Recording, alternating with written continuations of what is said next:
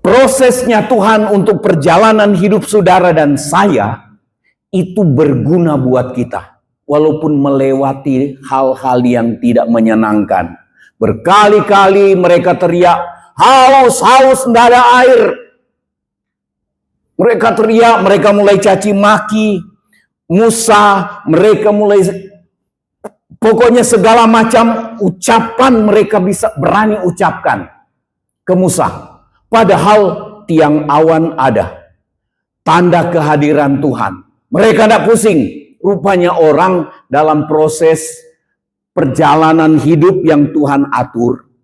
Padahal untuk membentuk karakter, untuk membentuk sikap hidup kita, supaya punya sikap yang baik dan mendatangkan akan mengalami hidup yang baik. Tuhan bentuk kita, kebanyakan kita kacau waktu dalam pembentukan. Banyak kali. Sama dengan orang Israel. Tidak beda-beda dengan kita di masa kini. Begitu mujizat laut terbelah. Begitu nyebrang, mereka menari-nari puji Tuhan. Mereka menghargai Tuhan, mengagungkan Tuhan luar biasa. Tuhan bilang, jangan berhenti di sini terus, jalan. Jalan 3 hari tidak ada air. Dia lupa pertolongan Tuhan 3 hari lalu. Waktu laut terbelah. Mujizat besar. Dia lupa. Bukan lupa sebenarnya. Tidak mau ingat. Dia tidak mau ingat lagi. Gak ada air, teriak-teriak, dan mereka mau lempar Musa dengan batu. Gak ada penghargaan ke Tuhan. Sampai Tuhan bilang, mereka nyampe ke tempat mata air, pahit. Kadang-kadang Tuhan itu agak agak humoris. Tuhan tuntun kita. Lihat, begitu haus sampai di mata air. Langsung rebutan minum. Pahit, gak enak.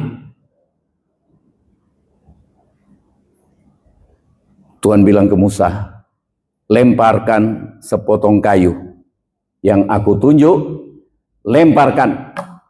Air yang tadinya pahit jadi manis. Tuhan hibur sebenarnya. Jadi perjalanan hidup kita begitu. Kadang-kadang kita lewati mata air yang pahit. Pengalaman pahit. Tidak enak. Tapi Tuhan tahu hiburkan pada waktunya. Dan caranya Tuhan. Ya kan? Kehendak Tuhan. Cara, waktu. Caranya Tuhan. Ambil kayu.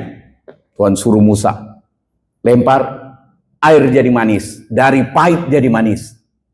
Pengalaman tuh. Tahu-tahu berapa hari nggak ada air, nggak ada makanan. Tuhan turunkan roti dari langit. Tuhan datangkan burung puyuh banyak sekali untuk mereka makan. Tapi terus saja mengeluh, ngomel, macam-macam keluar. Caci maki. Itu perjalanan. Nah saudara, Tuhan mau kita ada hidup menurut segala jalan yang Tuhan tunjukkan kepada kita. Tuhan tuntun kita kemana, sambil mengasihi Tuhan. Bukan sambil mencurigai Tuhan yang menuntun. Sambil kita tidak menghargai tiap-tiap hari perjalanan hidup yang Tuhan tuntun kita jalani. Tuhan mau begitu. Takut akan Tuhan, punya rasa hormat, hidup menurut segala jalan yang Tuhan tunjukkan kepada kita sambil mengasihi Dia. Dan Tuhan bilang beribadah kepada Tuhan. Berkali-kali saya katakan, saya mendorong terus mengingatkan orang untuk beribadah bukan supaya kolektanya bertambah. Saya ndak pusing, ndak ada yang ngasih kolektor. Saya ndak pusing. Kalau Tuhan izinkan mau mati karena kelaparan di sini, saya ndak pusing. Saya ndak akan pernah salahkan Tuhan. Tapi saya rindu supaya kesempatan yang Tuhan beri mendorong beribadah. Itu artinya melayani. Beribadah itu sama dengan seperti kita duduk, kita lakukan sekarang.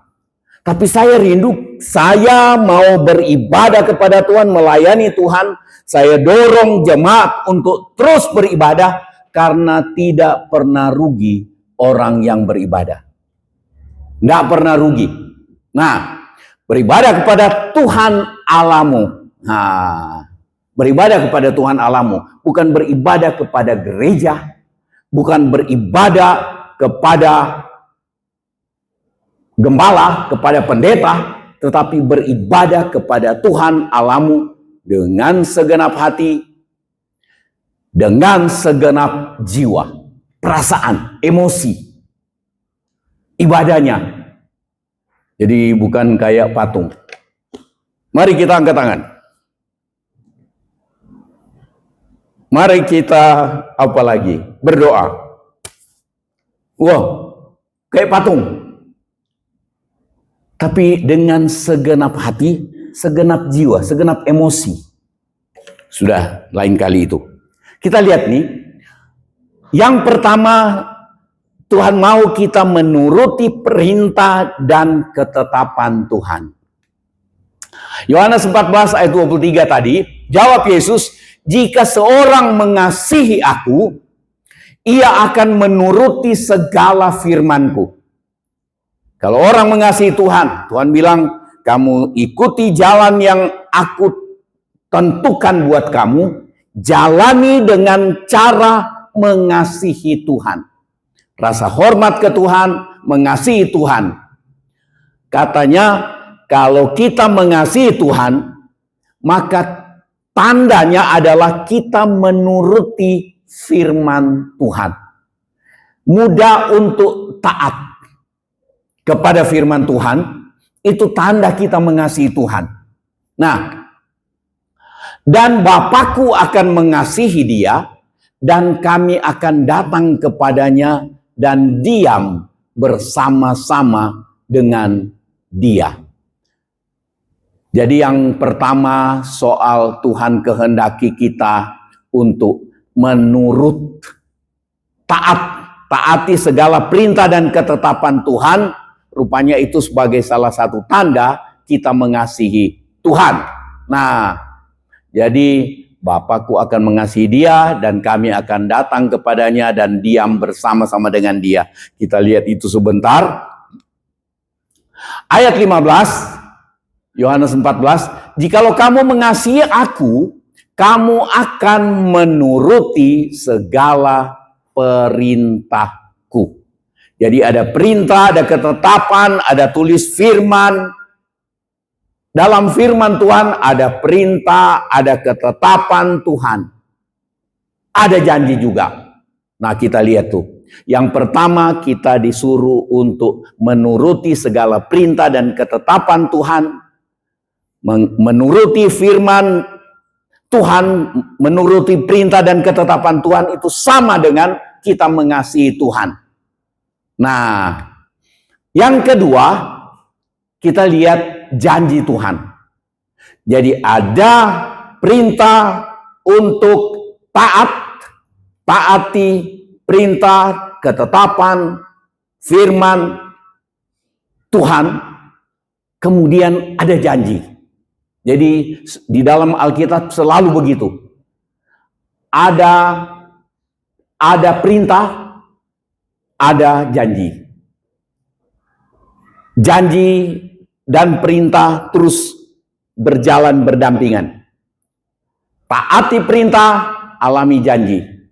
Lawan perintah, kita alami janji juga.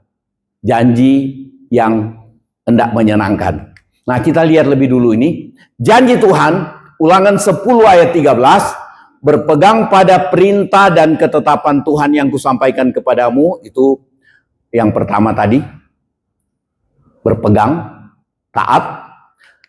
Nah, ini janji. Janjinya adalah supaya baik keadaanmu.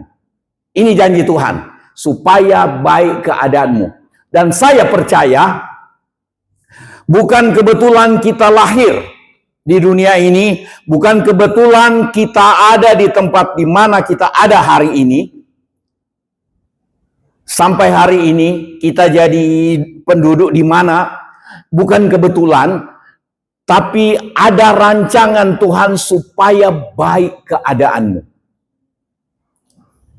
Itu sebabnya kita berjuang supaya kita jadi orang yang taat kepada perintah dan ketetapan Tuhan, yaitu firman Tuhan.